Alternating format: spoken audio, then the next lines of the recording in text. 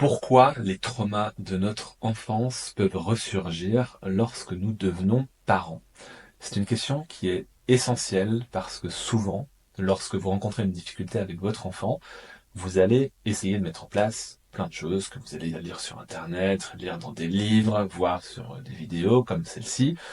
Et à un moment donné, malgré tous vos efforts, cela ne fonctionne pas. Ce qui peut s'expliquer, c'est que vous ayez quelque part dans votre inconscient un trauma. Un trauma, c'est quoi? C'est un événement très fort qui vous marque avec une charge émotionnelle élevée et c'est quelque chose qui n'est pas processé, qui n'est pas travaillé, pour lequel il n'y a pas de sens concret par le cerveau et qui laisse une marque, généralement dans le corps. Et ces événements se produisent toute la vie et sont notamment très impactants lorsqu'il s'agit de l'enfance. Je vais prendre un exemple pour vous expliquer en quoi les traumas de votre enfance peuvent impacter votre parentalité d'aujourd'hui et notamment peuvent aussi vous générer des problèmes malgré vous avec vos enfants. Mais avant ça, je vais me présenter, je m'appelle Sylvain, je suis coach parental et mon objectif c'est d'aider les parents à retrouver l'harmonie en famille. Je vais prendre un cas que je rencontre souvent lors de mes accompagnements, c'est le problème de sommeil avec les enfants. À ce titre, j'ai fait une vidéo dans laquelle je vous donne 5 choses qui sont utiles à travailler pour que votre enfant dorme. Je vais vous mettre le lien de la vidéo dans la description. Et le cinquième point, c'est notamment le point du parent. Et je vais notamment aborder la notion du trauma. Je vais vous expliquer, j'ai pris ce tableau pour vous expliquer un petit peu de manière très schématique comment le trauma peut vous impacter dans votre parentalité. Supposons que vous, enfant, vous êtes là, et supposons que vous ayez 6 ans. Supposons qu'à 6 ans, tout va bien, vous êtes dans un environnement sécure, vos parents vous aiment, il n'y a aucune difficulté à l'école, tout va bien, vous êtes ou non en famille, tout va bien. La vie est belle, c'est fluide. Et à ce moment-là arrive un trauma. Un trauma, prenez un exemple, une personne de votre entourage, quelqu'un que vous appréciez, vous côtoyez, qui décède. Ça arrive, hein. C'est tout à fait normal. Je veux dire, la mort fait partie de la vie. Ce sont des événements que nous rencontrons et c'est tout à fait normal. En général, les premières personnes qu'on voit mourir en tant qu'enfant, ce sont les personnes les plus âgées, les arrière-grands-parents, les grands-parents. Et souvent, lorsque cela arrive, on a une explication. Ils étaient trop vieux, ils étaient malades, ils ont vécu leur vie. Et souvent, nos parents, à ce moment-là, les parents de cet enfant-là, sont ok, ils sont capables de l'expliquer, même s'il y a une charge émotionnelle, ça reste acceptable et l'enfant finalement arrive à processer ça avec plus ou moins de facilité. Mais parfois, ce qui peut se passer, c'est que la mort peut être brutale et peut toucher de manière injuste la vie de nos proches. Je pense notamment aux accidents, un accident de la route, une maladie soudaine, subite qui emporte la personne. Et là, ça peut être plus compliqué. Ce qui est important là, déjà de se dire, c'est que ce n'est pas les événements qui nous définissent, c'est la manière avec laquelle nous allons réagir. Parce qu'en fait, les événements, nous n'avons pas de contrôle dessus. En revanche, on est responsable de nos comportements, nous sommes responsables de ce que nous pouvons en faire. Et c'est là notre pouvoir.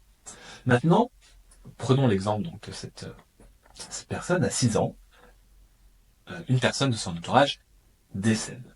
Ce qui va se passer, c'est que c'est un événement pour lequel elle ne sait pas quel sens donner à ça. Est-ce que c'est normal, est-ce que c'est pas normal, la mort, qu'est-ce que c'est?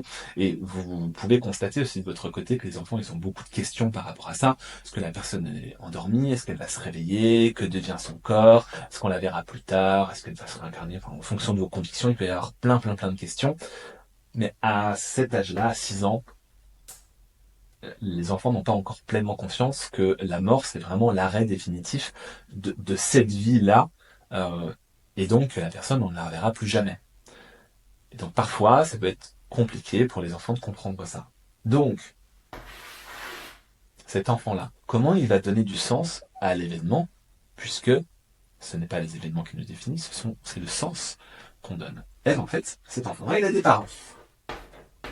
Alors, supposez qu'il ait ses deux parents, mais peu importe s'il a un parent ou une autre figure d'attachement qui fait office de parent, ça fonctionne bien. Donc en fait, l'enfant ne sait pas qui va se passer, il va être interloqué, il va être interrogatif, il va se poser des questions. Et à qui il va poser des questions? À ses parents. Et c'est là où en fait, il peut se passer beaucoup de choses. Si les parents ont un lien aussi très fort et que nécessairement ça va les toucher dans leur personne, dans leur fondation parfois même, un peu comme la météorite qui a frappé la Terre, qui a créé la Lune, au début, sur le coup, ça fait quand même mal parce que ça vient nous perturber. Et d'ailleurs, la Terre, elle a changé d'orbite par rapport à ça, tellement l'impact était important. Donc ça laisse quand même des traces. Maintenant, ce qui est important, c'est comment nous allons réagir par rapport à ça.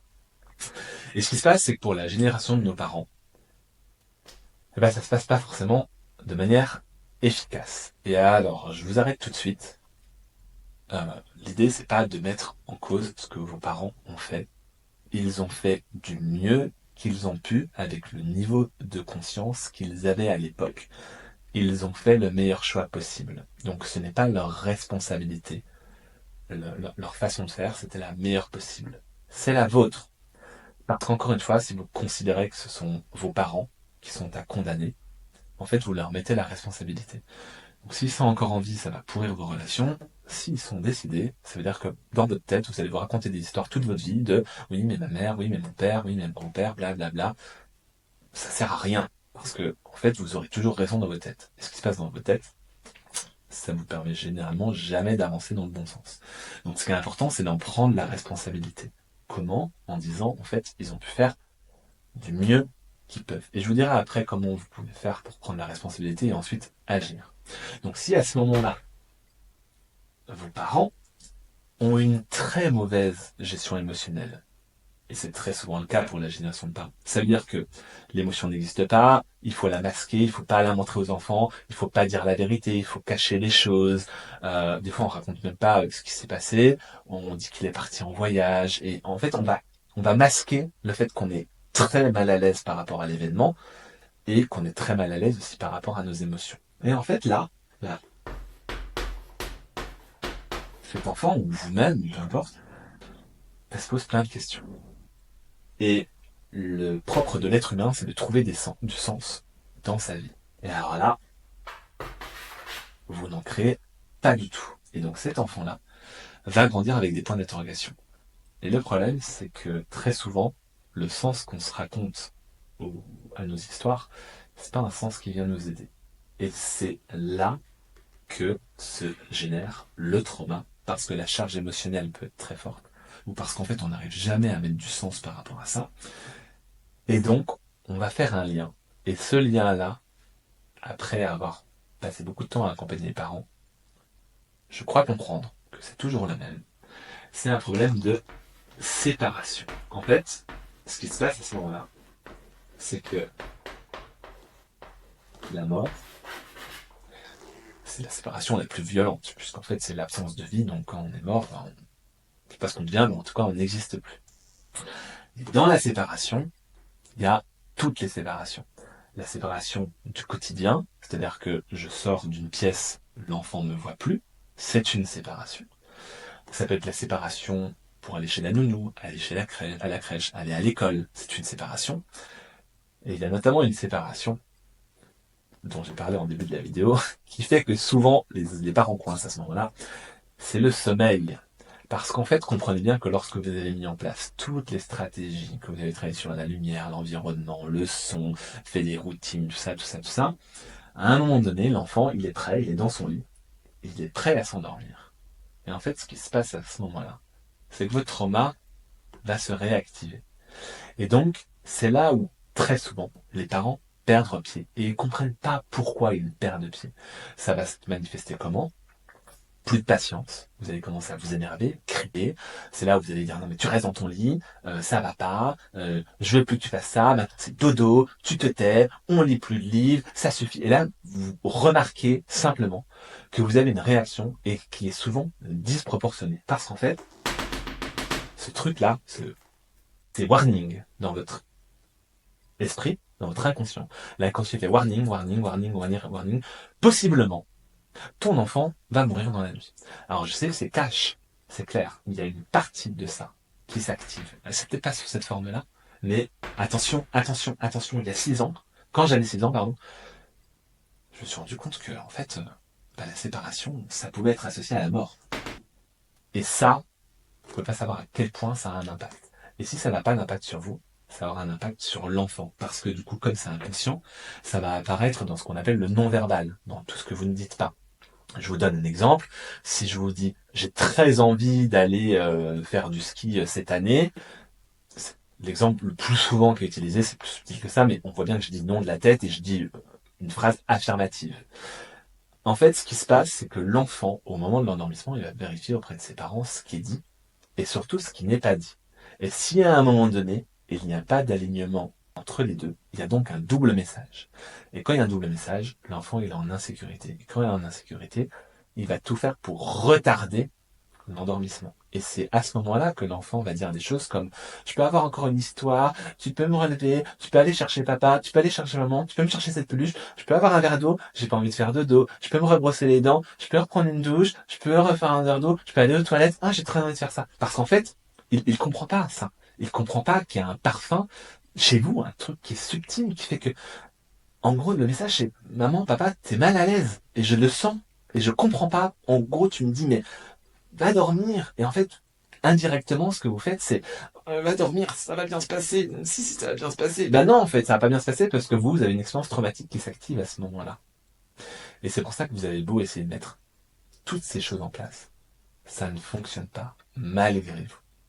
Ok, donc c'est vraiment super, super, super important parce que ça peut vraiment changer les choses. J'ai une maman que j'avais accompagnée l'année dernière qui m'expliquait que sa fille n'arrivait pas à dormir seule dans sa chambre. Elle avait tout essayé. Elle avait lu des livres d'Héloïse Junier, d'ailleurs sur le sommeil, qui est très très bien. Elle avait aussi lu des ressources sur Internet, des livres d'Isabelle Filosa, notamment sur le sommeil. Elle a vu les ressources de Papa Positif. Ce sont des gens que je vous encourage à aller voir. Ils sont très bien, ils donnent des très bons conseils. Et leur méthode fonctionne. Sauf que ça marchait pas. Et ça fait 9 ans. Et elle m'en parle, elle m'en parle. Et je me doutais qu'il y avait quelque chose qui n'était pas clair dans son histoire. Elle avait même essayé de faire des séances pour sa fille, des séances d'hypnose, des séances d'énergétique, elle allait voir un ostéo, et en fait ça marchait un peu, puis ça revenait systématiquement, encore et encore. Et elle me dit, mais je comprends pas, j'ai tout testé sur mon enfant, ça marche pas. Je dis, mais et vous? Qu'est-ce que vous avez déjà testé pour vous? Et on engage une discussion, et en fait cette maman m'explique que à la naissance de sa fille, en fait, elle avait une jumelle, et que cette jumelle est décédée. Et elle ne s'est pas rendue compte que ça avait laissé une marque très forte, notamment sur la séparation. Alors elle a été accompagnée pourtant par des psychologues, parce que quand c'est comme ça, vous êtes accompagné, et c'est très bien, ça vous permet notamment de poser des choses sur ce qui est conscient. Et malheureusement, sur ce qui est inconscient, elle se retrouvait dans cette situation-là, cette maman. En fait, pourquoi? Puis en fait, il n'y a pas forcément de raison, enfin c'est injuste, la vie parfois est injuste, et simplement, elle n'était pas ok, elle n'avait pas accepté cette injustice-là, et elle avait quelque chose qui était en suspens. Et en fait, elle avait fait le lien de possiblement, on peut m'enlever mon enfant, je peux me séparer d'elle, et donc, ce qui s'est passé, c'est qu'à la naissance, les deux sont nés, et puis il y en a une qui est revenue et l'autre qui est jamais revenue. Et elle a vécu ce stress doublement. C'est-à-dire que quand la première est revenue, soulagement, et ensuite, elle est où la deuxième? Et quand ils lui ont dit, non, c'est là où elle a eu le trauma s'est mis en place. Donc, c'était compliqué. C'est pour ça qu'il y avait un trauma qui faisait que c'était compliqué pour elle. Et en même temps, elle avait une expérience positive liée à la séparation, que la séparation s'est bien passée. Puisque une des jumelles a refait. En fait, ce qu'on a fait, c'est qu'on a travaillé ensemble pour revenir à ce moment-là et corriger dans l'inconscient ce côté-là. Et c'était une séance qui était très intense, puisque le corps a parlé, l'inconscient a parlé. Et le soir même, elle m'a envoyé un message pour me dire que sa fille avait demandé à dormir dans son lit. Et en fait, dans les 15 jours, sa fille dormait de manière autonome dans son lit. Plus de cauchemars, plus de demandes absurdes, plus de demandes absurdes. C'est un jugement, plus de demandes qui ne faisait pas sens par rapport à la problématique. Et c'est comme ça que finalement, elle a su et elle a pu dépasser ça. Et c'est vraiment super important parce qu'en fait, l'inconscient, c'est 95% de notre vie. 95% des décisions que nous prenons chaque jour sont inconscientes. Et donc, qu'est-ce qu'il y a dans l'inconscient? Nos expériences passées. Et heureusement, la majorité de nos choix sont faits de manière utile, efficace. Et ça fonctionne très bien. Je donne un exemple, quand vous marchez dans la rue, vous n'êtes pas en train de penser à quel pied mettre devant l'autre, quel muscle activer, c'est même quasiment impossible de savoir ça. Ça se fait tout seul. Maintenant, s'il y a quelque chose qui n'est pas OK dans l'inconscient, et je prends l'exemple de la séparation pour le sommeil, vous pouvez être sûr que ça se rejoue à ce moment-là. Donc, comment on fait ça? Ce qu'on fait, c'est qu'on va travailler sur des techniques, sur des méthodes pour induire le sommeil, pour favoriser le sommeil. Et c'est de comprendre que le sommeil, c'est le problème de l'enfant. Alors quand je dis problème, c'est pas mal connoté, c'est que c'est sa responsabilité. C'est à lui de trouver le moyen de s'endormir. Et nous, on va être facilitateur, facilitatrice pour permettre d'utiliser l'environnement favorablement. Donc c'est ce que je disais dans la vidéo d'avant. Maintenant, quand on a mis tout ça en place et que ça fonctionne pas, c'est à ce moment-là qu'on peut intervenir sur le parent. D'autres formes aussi qui peuvent intervenir, ça peut être de l'énurésie, de l'encoprésie, ça peut être également des cauchemars. Alors il y a une phase où les enfants font des cauchemars, hein, entre 2, 4, 5 ans, c'est complètement ok. Même après, simplement c'est la récurrence qui doit nous alerter. Est-ce que c'est tous les soirs? Est-ce qu'à chaque fois vous allez dire on va faire dodo, il y a des réticences? Là, ça veut dire que potentiellement chez l'enfant c'est pas ok. Et voici aussi si ça résonne quelque part dans vous, vous dire ah, il y a peut-être quelque chose qui n'est pas ok pour moi. Voilà ce que je voulais vous dire par rapport au trauma. Vous pouvez partager, je vous invite à partager cette vidéo avec des personnes qui pourraient être en difficulté par rapport au sommeil de leur enfant, ou même par rapport à votre sommeil, parce que pour moi, le principe, c'est que les enfants nous permettent de corriger aussi ce que on a vécu, alors non pas par leur prisme, mais eux, ils vont mettre en lumière tout ce qui s'est passé dans notre enfance, qui est pas ok, que ce soit traumatique ou non, et c'est notre abilité de changer. Donc prenez ça comme ça marche aussi pour les adultes qui n'ont pas d'enfants, qui ont des problèmes avec le sommeil, parce qu'en fait, et je terminerai là-dessus, le sommeil ne s'apprend pas. Vous n'apprenez pas aux enfants à dormir. Vous n'apprenez pas aux enfants à manger ni à boire. Ce sont des besoins vitaux. Vous n'apprenez pas à un enfant à respirer. D'accord? Ça, c'est super important. On n'apprend pas le sommeil aux enfants. C'est inné. Dans le ventre de la maman, l'enfant dort.